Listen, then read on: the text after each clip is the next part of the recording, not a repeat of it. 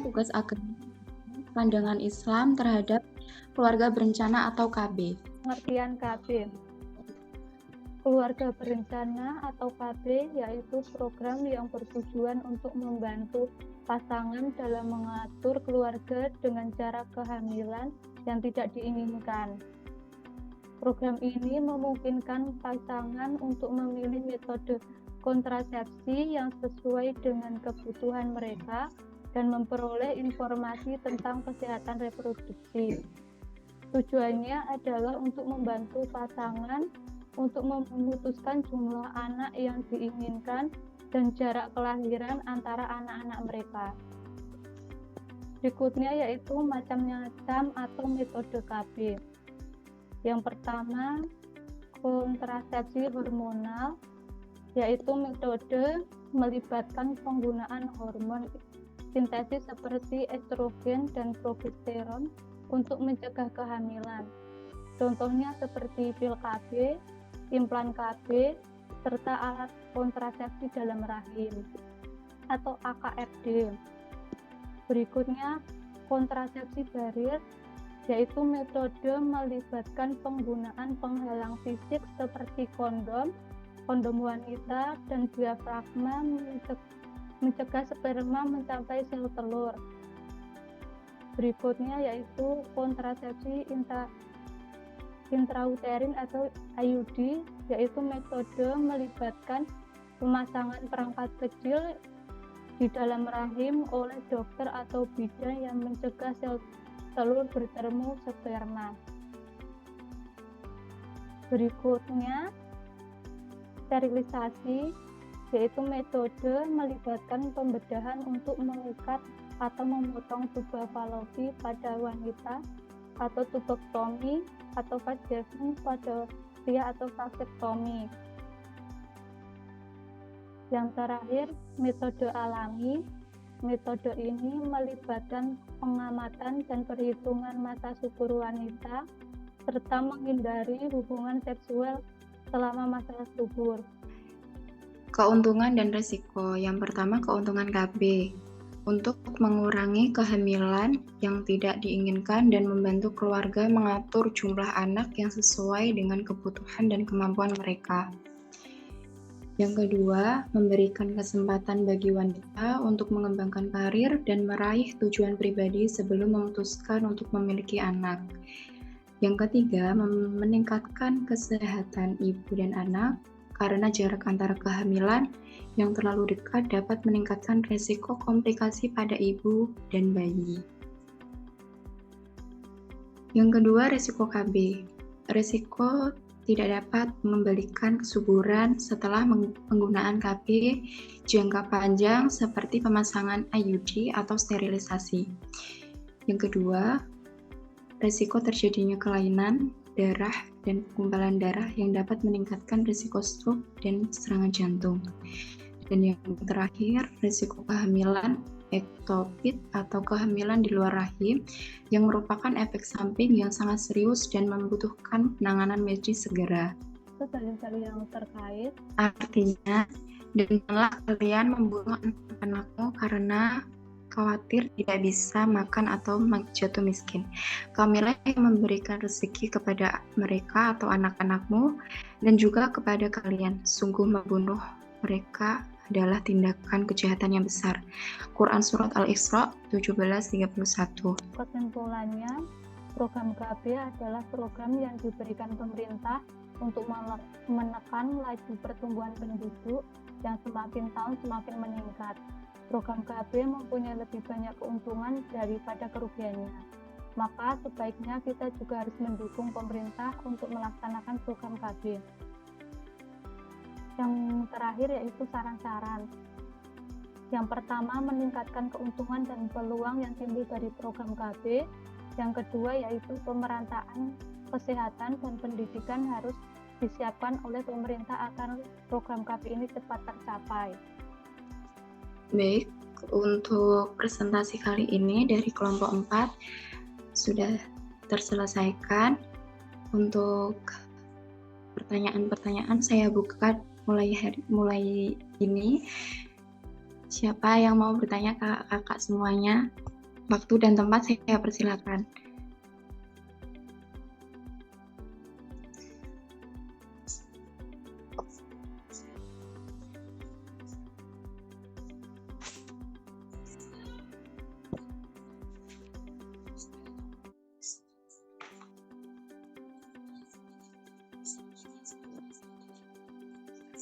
Interupsi, Kak. Ya, Kak Irma. Ya, Kak, saya mau bertanya. Boleh. Kan kalau misal perempuan gitu ya, yang mempunyai suatu riwayat penyakit, terus apakah diperbolehkan untuk melakukan KB itu? Nah, itu pertanyaan yang pertama. Terus yang kedua tuh, kalau misal perempuan menggunakan KB itu berapa jarak waktu yang harus diambil gitu. Kalau misal ini kan misal KB yang pertama pil gitu kan, terus si perempuan itu mau mengganti ke KB yang misal suntik atau apa gitu kan, itu tuh berapa jarak waktunya gitu yang buat mengganti dari KB pil ke KB suntik gitu, Kak. Makasih, Kak. Baik, terima kasih Kak Irma atas pertanyaannya. Tadi yang pertama, kalau misal si perempuan itu mempunyai suatu penyakit gitu, Kak, apakah diperbolehkan baik untuk Kak Irma ini iya. Menurut pandangan saya atau setahu saya, setiap wanita itu punya batas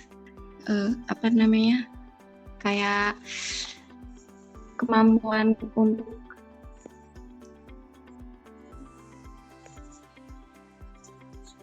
untuk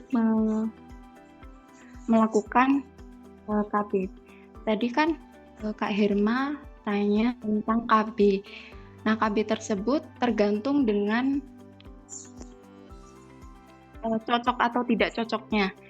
Ini kan ada banyak KB, Kak. Jenis-jenis KB ada pil KB, ada kondom, ada sterilisasi, seperti itu Kak Herman. Nanti bisa dikonsultasikan terlebih dahulu kepada dokter, riwayat apakah yang diderita oleh wanita tersebut. Nanti bisa dicocokkan pil KB apa, jenis KB apa yang cocok untuk penderita penyakit tersebut. Kak Herma. Berarti boleh ya, diperbolehkan?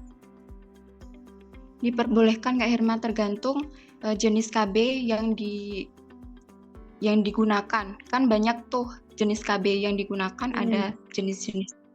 Ada pil KB, tergantung kecocokan dari wanita tersebut. Wanita tersebut biasanya menderita penyakit apa dulu nih? Bisa dikonsultasikan sama bidan atau dokter, seperti itu. Misal kalau penyakit yang ringan-ringan itu masih diperbolehkan ya. Tapi kalau misal penyakit yang udah dalam tanda kutip udah kronis gitu, nah itu gimana, Kak? Penyakitnya dalam yang jenis apa dulu? Semisal dia tuh nggak nyadar gitu, ternyata dia tuh punya kanker payudara, misal punya kanker darah gitu misal, tapi dia tuh awalnya gak nyadar punya penyakit itu. Nah terus tapi dia tuh masang KB itu tuh boleh nggak sih kalau misal apa sih namanya tuh? Yang pertama harus mengetahui jenis KB tersebut, Kak. Jenis KB tersebut yang efek sampingnya gimana? Instruksi dari dokter kali ya. Iya, ya. Itu Kak Hirma. Terus kalau misal KB itu nih pertama menggunakan pil KB ya. Nah terus mau rencana mengganti ke suntik KB. Nah terus itu berapa jarak waktunya Kak? Apakah sebulan? Apakah berapa minggu gitu kalau misal si perempuan itu ingin menggunakan KB cepat gitu? Ingin mengganti dari pil ke suntik gitu ya Kak?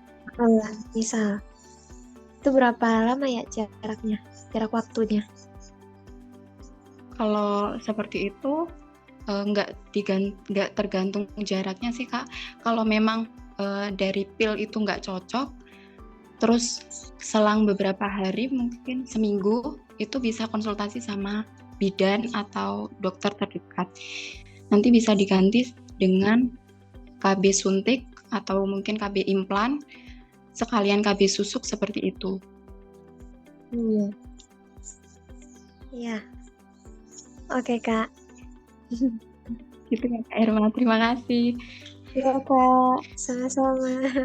Berhubung ini waktunya sudah mau habis dan tidak ada lagi yang perlu ditanyakan, terima kasih untuk menghadiri presentasi dari kelompok kami.